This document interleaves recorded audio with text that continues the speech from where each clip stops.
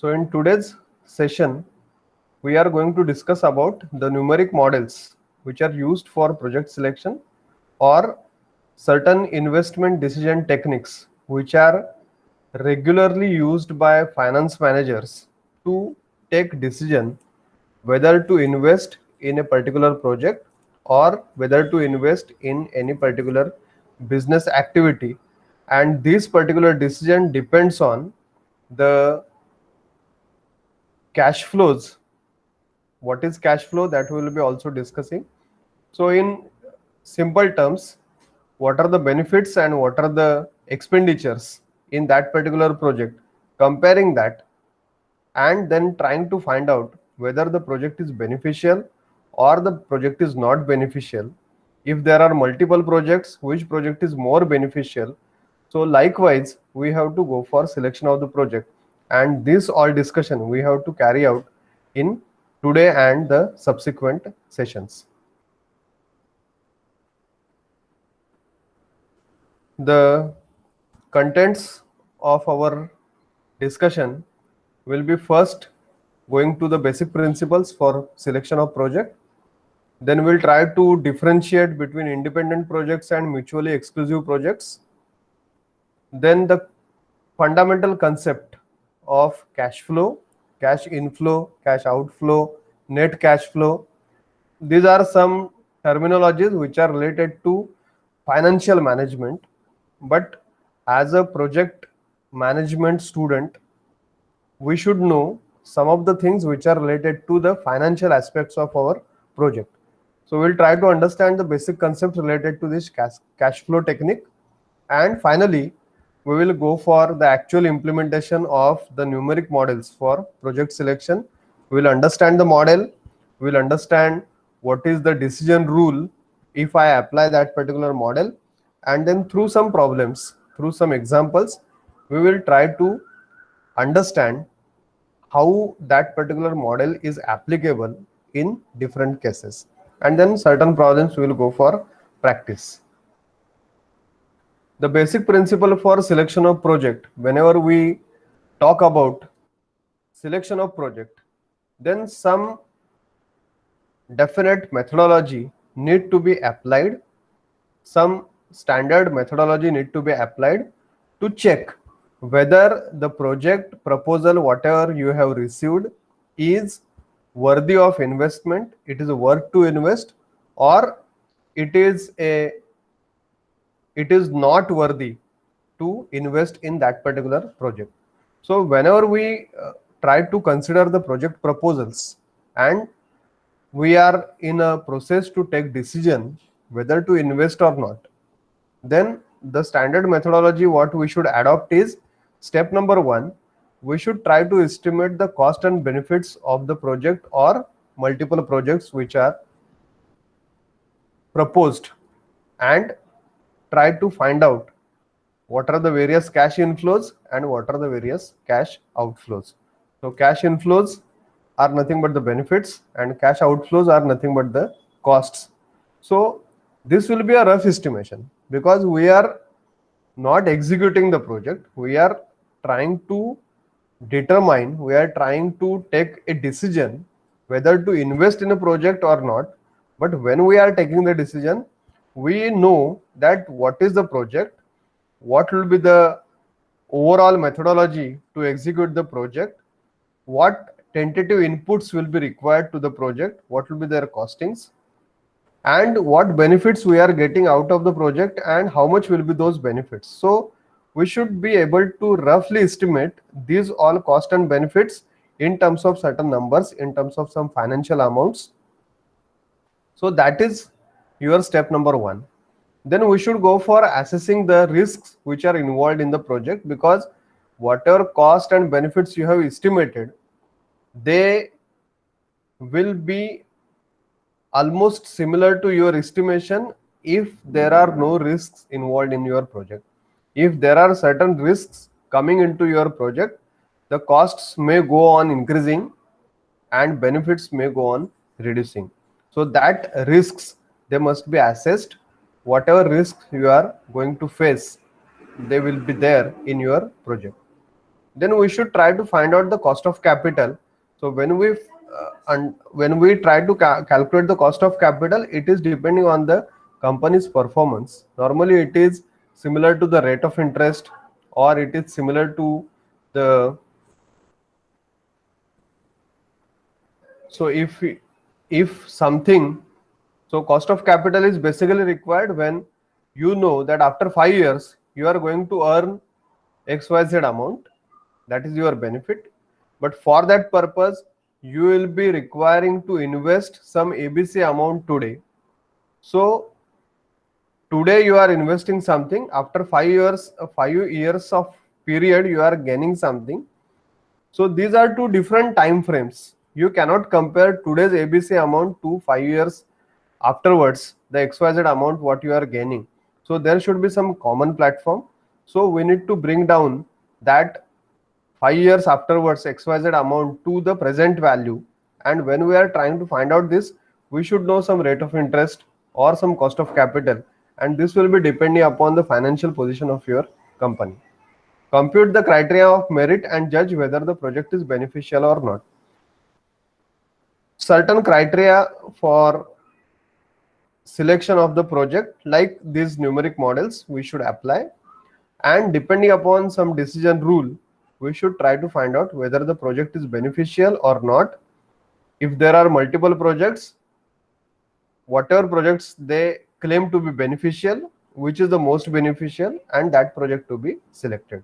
So this is a basic methodology, basic process which is adopted for selection of the project. Now coming to the next part, that is the difference between independent projects and mutually exclusive projects. So sometimes in the numerical problem which is given, they say there are 5 mutually exclusive projects and these are the various financial in and out, inflows and outflows for the project. Then you have to go for applying certain project selection model. So we should be able to first understand what is the exact meaning of independent project and mutually exclusive project. So in terms of capital budgeting technique, in the domain of capital budgeting technique, the independent project that refers to single project under consideration. So you have only one project under consideration. So the focus will be whether to accept the project or whether to reject the project. But when we go for the mutually exclusive projects, the mutually exclusive projects will refer to a set of projects out of which only one can be selected for investment. So independent project means only one project is under consideration and the decision which is to be taken is either to accept or to reject the project. When we say mutually exclusive projects, it is not a single project, it will be multiple projects, it will be a set of projects which may be similar to each other, which may be in similar area of working, and out of those multiple projects which are coming to you as a proposal, out of them the company policy will be you will be going for only one project which will be the best project out of those projects involved in that set. And so the decision what you need to take is which project is to be selected and which projects are to be, ultimately the remaining projects, they will automatically get rejected. So independent project, either you select the project or reject the project. But when you go for mutually exclusive project, you will be going to select one project and automatically the remaining projects are going to be rejected. The decision to undertake one project from mutually exclusive projects excludes all other projects from consideration. In case of independent project, the decision to invest depends on benefits earned through it, whereas in case of mutually exclusive projects, the investment decision is based on relative merit of the projects.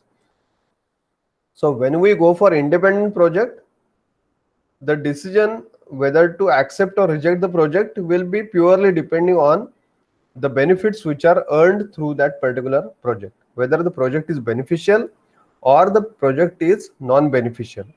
But when you go for mutually exclusive projects, since you have multiple options in front of you, you need to compare the benefits what you are getting out of each project, and based upon the comparison, based upon the relative merit of your projects, maybe all the projects will be beneficial, but still if you compare, then you may get some relative more beneficial project out of those all, and then that should be selected for the investment. In case of mutually exclusive projects, the project with highest net present value or the highest internal rate of return, that is IRR, or the lowest payback period is preferred, and a decision to invest in that winning project excluded all other projects from consideration, even if they individually have positive net present value or higher internal rate of return than hurdle rate or shorter payback period than the reference period. So this net present value, internal rate of return, that is NPV or IRR, or the low payback period. So these all are what? These are nothing but the techniques, numeric models, what we will be going to apply. So what these models are all about, when we will be discussing in detail, we will come to know.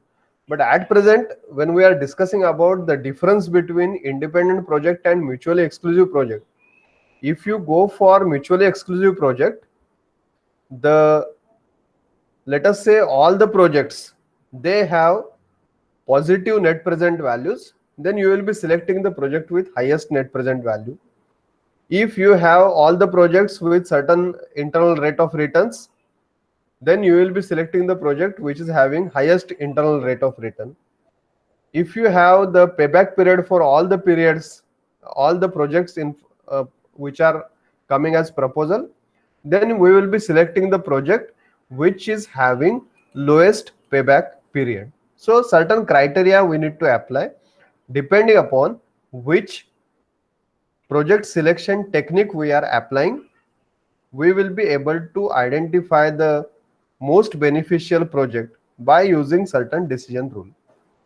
So once we take a decision to invest in that single project which is a winner based on certain criteria, it automatically excludes all other projects from consideration, even though they are having positive net present value, even though they are having good internal rate of return than hurdle rate, or even though their payback periods are shorter than the reference period. Because sometimes the company will be setting a benchmark on payback period that the investment should get repaid back in so and so period. So if all the projects under consideration, they have the payback period less than that reference period, still the shortest payback period, that will be given preference for selection of your project or for investment in that project. On the other hand, when you consider the independent projects, this kind of dependence is not there. Independent project, as the name itself suggests, they will be also called as non-mutually exclusive projects. So independent project will be favorable if the net present value is positive. So if we calculate the net present value, if net present value is positive, we will say the project to be selected. If IRR is higher than hurdle rate, we will say the project to be selected. If the project payback period is shorter than specific reference period, we will say the project is to be selected. So the criteria which is to be applied for selection of project is different if or will vary in case of independent projects and in case of the mutually exclusive projects. Now let us try to understand some basic concepts related to cash flow, because this cash flow concept will be required when we will be going for actually implementing the project selection models. Cash flows are the amounts of money estimated for future projects or observed for project events that have taken place. So this cash flow is all related to the money transactions, monetary transactions, whether you are expending the money or whether you are earning the money, whether the money is in terms of the profits or whether the money is in terms of the expenditures. So whatever, that will be considered to be a cash flow. All cash flow occur during specific time periods such as 1 month, every 6 months or 1 year. Annual is the most common time period. So normally when we consider this cash flow, then per year, that is the most common time period considered to determine the cash flow or which have happened, which have occurred during that entire 1 year. Because normally the interest rates, they are specified for per annum, and since they are specified per annum, the normal time period which is considered to calculate the cash flows is at the end of 1 year, or that time period what we consider is 1 year. Engineering economy computations, they are based on the timing, size and direction of cash flows. So the very important aspects as far as the calculations of cash flow is concerned, they depend on three different factors.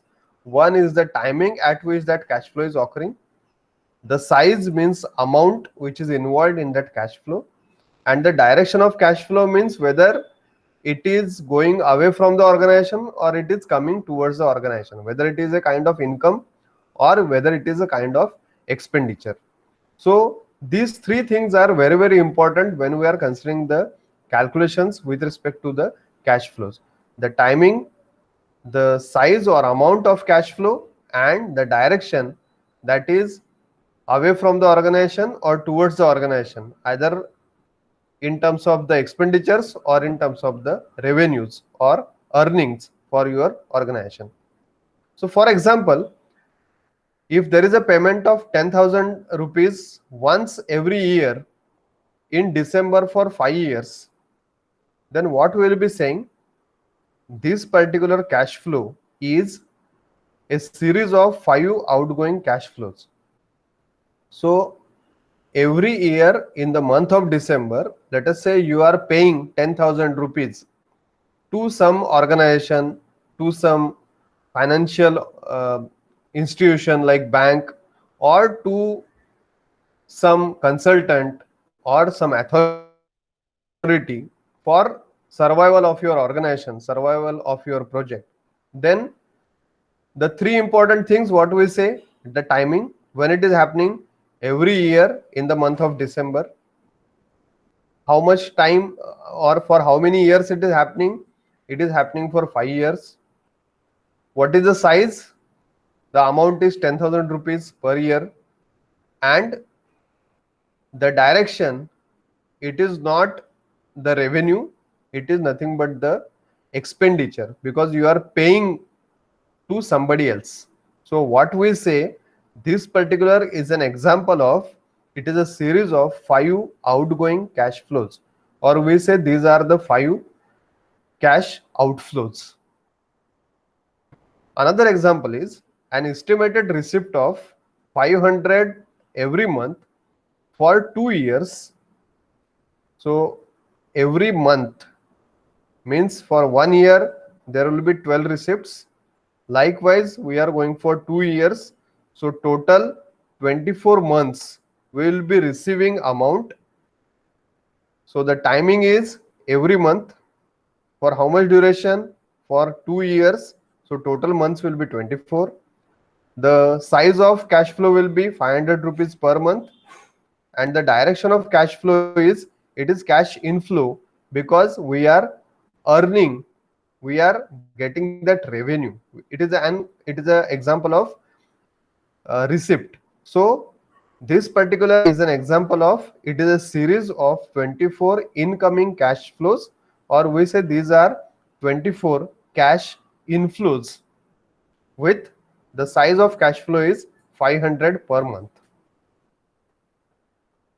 So these are the two basic types of cash flows: cash inflows and cash outflows. So whenever we consider the cash inflows, normally they are in terms of receipts, they are in terms of revenues, in terms of the incomes in terms of the savings generated by the project, in terms of business activities, sometimes the interest you are earning on your savings. So these all will be your cash inflows. They will be indicated by positive sign.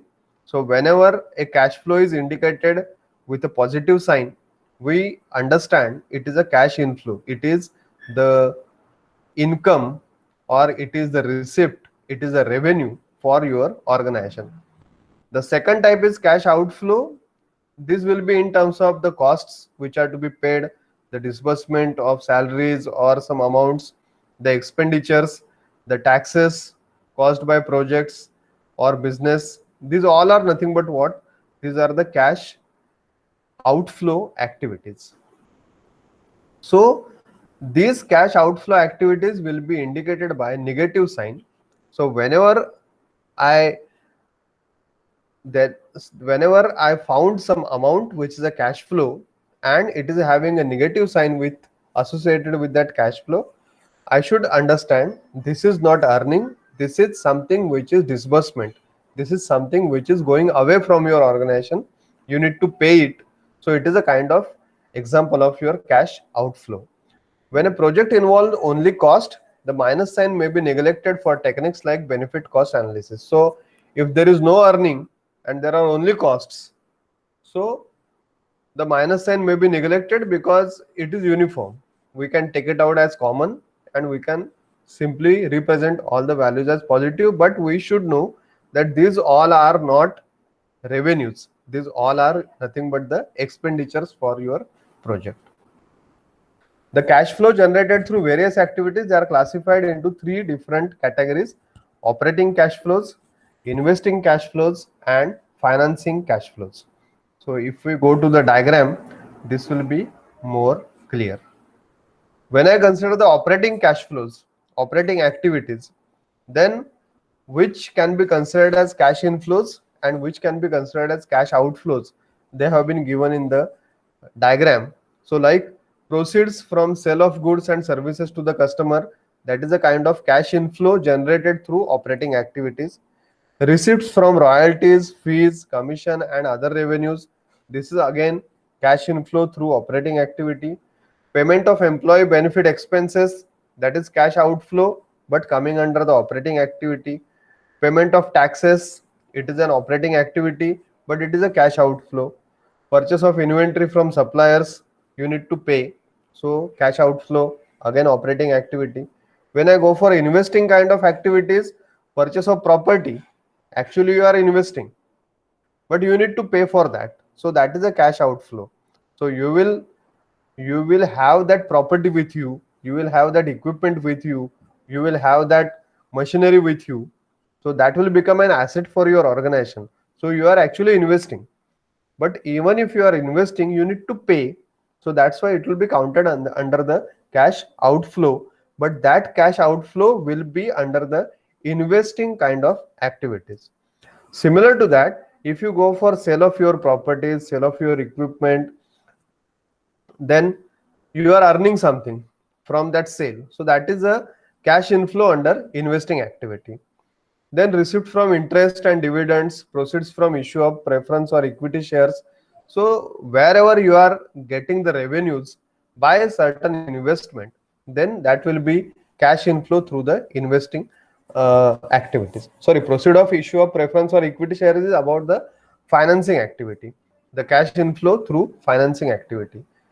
Then procurement of loans. So actually you are taking a loan, but you are receiving that amount, so that is cash inflow under the financing activity. And then when you go for cash outflows through the financing activity, it may be payment of dividends and interest, it may be uh, buyback of own equity shares, redemption of debentures and payment of long-term debits. So these all will be cash outflows under the financing activities. So likewise, the cash inflows and outflows can be classified under three different heads: operating, investing or financing activities. Some of the examples of cash flows. So when I consider the cash inflow, again we go for two different types of cash flows. The cash flows may be in terms of point estimates, or the cash flows may be in terms of the range estimates. When you will be able to give a single value for that particular cash flow, then we consider that as a point estimate. But when we are not sure about a single value, so we try to define in terms of certain range, lower limit to upper limit. So the people who are working on the project, if they are not sure that what will be the exact amount, then they give certain range. So that will be called as a range estimate. Sometimes they can have a single value estimate, so then they can give it as a point estimate. So the cash inflows, you can see on the screen the various examples of cash inflows, like 1,50,000 per year from sale of solar powered watches, that is a kind of income. 24,500 rupees tax saving from capital loss on equipment salvage, that is a kind of saving. Receipt of 7,50,000 which is received on large business loan plus accrued interest. Saving of 1,50,000 per year saved by installing more efficient air conditioning. So these all they are nothing but the point estimates, and you are earning those all amounts. The amounts they are coming to your organization, so that will be in terms of the cash inflows. Now something like 50,000 to 75,000 per month in sale of extended battery life for iPhones. So that is a kind of revenue, but you are not sure about the exact amount, so it is estimated in terms of the range. Something which is going away from your organization, you are expending, or you are going for disbursement of the money, like you may need to pay 2,30,000 per year annual operating cost for software services, 8 lakh rupees next year to purchase replacement earth moving equipment, 20,000 per year for loan interest payment to bank, 1 to 1.2 million in capital expenditure for water recycling unit. So likewise, there may be different kinds of expenditures an organization may need to do for running your business or your project. So those particular monetary transactions, either you can put under the head of cash inflow, or you can put them under the head of cash outflow, depending upon whether you are receiving that amount or whether you are disbursing that particular amount. Now once you understand this cash inflow and cash outflow, then one important terminology is net cash flow. So once we have cash inflow and cash outflow estimated for that entire time period, the net cash flow which is to be calculated is nothing but the total cash inflows during that time period minus the total cash outflows during that time period. So this total cash flow inflows, we consider them as receipts or revenues, so we indicate by capital R. And this total cash outflows, they are nothing but the disbursements, so we indicate by capital D. So this net cash flow, NCF, that is always equal to capital R minus capital D. So if your cash inflows are more and cash outflows are less, then your net cash flow will be positive, means you have earned more than your expenditure. In other way, if your cash inflows are less and cash outflows are more, means your net cash flow will be a negative cash flow. So means you are earning less and your expenditure is more. The timing, size and direction of cash flow, they are very important, as the cash flows may take place at any time during an interest period. As a convention, all the cash flows, they are assumed to occur at the end of an interest period, and the interest period is normally considered to be 1 year, because the interest rates, they are calculated per year basis. So end of period convention means all cash inflows and all cash outflows are assumed to take place at the end of the interest period in which they actually occur. So even though the cash inflows and cash outflows, they are occurring at different time periods during that particular time period, at different timings during that time period, still for convenience of your accounting, convenience of our financial calculation, we assume that all these financial transactions, they have taken place at the end of the interest period in which they are actually occurring.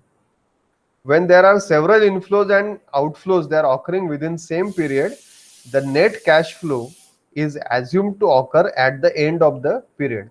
So if we have some investment in a project, XYZ amount is invested in a project, and we are trying to study the financial aspects of that particular project over a period of 5 years, then we will try to calculate the net cash flow at the end of each year, that at the end of each time period. Period 1 is year 1, period 2 is year 2, 3, 4, 5.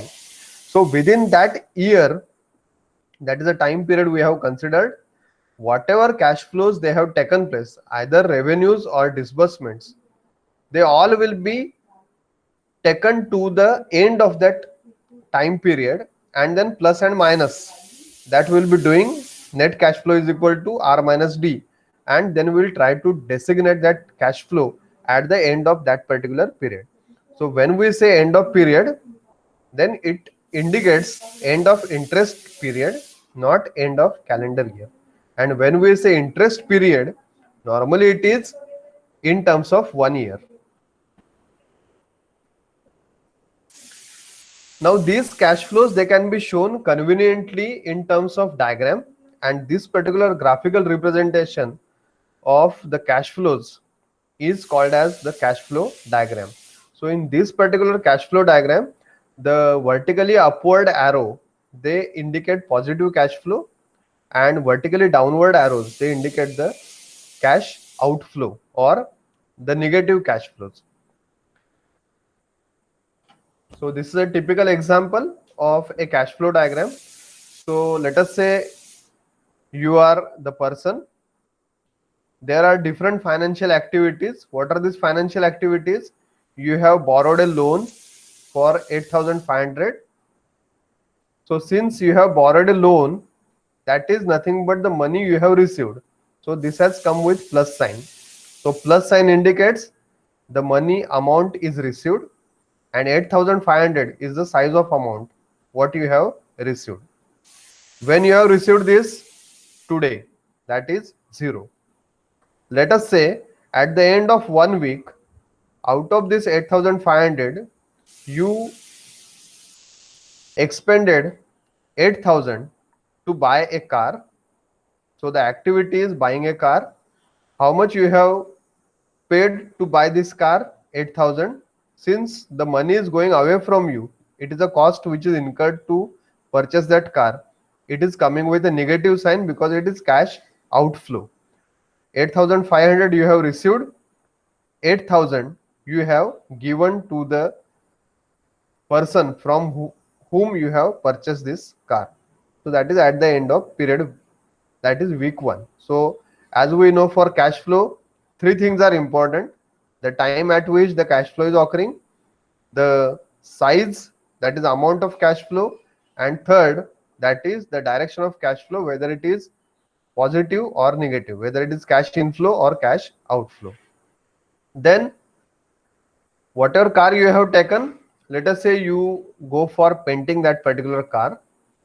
So that painting of the car, you need 500, and you paid it for painting the car at the end of week 2. So week 1 you purchased the car, week 2 you went for painting the car, and for that 500 was required. So what is the net cash flow in this case? 8,500 you earned, you borrowed, and 8,000, and this is 500, these you have expended. So net cash flow will be equal to 0. So this is, if I try to show on the cash flow diagram, 8,500 at 0 time period, it is shown vertically upward because this is the amount which is coming to you.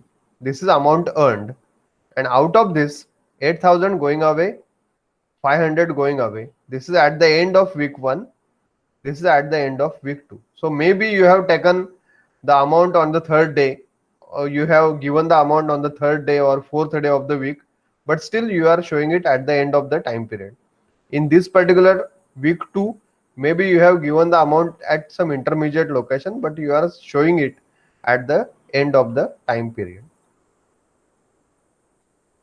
Then another example of cash flow diagram, let us say you have a machine which is purchased for $20,000. The annual maintenance cost for this particular machine is $1,000, and the machine is generating revenue $5,000 per year for a period of 5 years. And the salvage value is if you use a particular equipment for a certain duration and then sell it out either as a scrap or you give it as a second hand machine to somebody else, so you get some amount for selling that particular asset. So that is called as the salvage value. So this particular all cash transactions, 20,000 initial purchasing cost, $1,000 which is maintenance cost per year, the revenue $5,000 per year for a period of 5 years, and when you sell it out, the salvage value, that is $7,000. So if I want to represent on the cash flow diagram, you can see $20,000 shown as vertically downward at period 0 initial condition. So $20,000 is the amount which is expended today. Then for each year, period 1, period 2, period 3, period 4, period 5, or year 1, 2, 3, 4, 5, every year at the end of that year, what I am showing is $1,000 I need to pay as annual maintenance cost. So this may be expended at various locations during that year, but what I will show at the end of the time period. That is $1,000. It is downward. Why it is downward? Because it is the expenditure towards maintenance for year 1. Then during this year 1, the revenue which is generated is $5,000. So it is shown vertically upward. So this is 5,000 for year 1. Revenue 1,000 which is for year 1, which is maintenance cost. So now if I want to show the net cash flow, then here you can see the next diagram. 5,000 is positive, 1,000 is negative. So 5,000 minus 1,000, net cash flow is R minus D. So R is 5,000, D is 1,000. So NCF, net cash flow for year 1, it is $4,000. Similarly for year 2, year 3, year 4, 4,000, 4,000, 4,000, because everywhere your revenue is constant, your annual maintenance cost is also constant. Now see what happens at the end of year 5. During that 5th year, again the machine has produced revenue of 5,000. The maintenance cost required is 1,000, which is same as earlier, but the net cash flow is not 4,000 for year 5. Why it is not? Net cash flow is not equal to 4,000 for year 5 because $7,000 you are earning by selling that particular machine to somebody else, because now you no more need that particular machine. So that is the salvage value you have earned. So that salvage value 7,000 plus 5,000, the revenue generated. So 7 plus 5, that is 12,000. This is total cash inflow minus $1,000, that is the cash outflow. So the total or net cash flow for year 5 will be 12,000 minus 1,000, and that is 11,000. So this particular second diagram is the net cash flow diagram for that particular machine.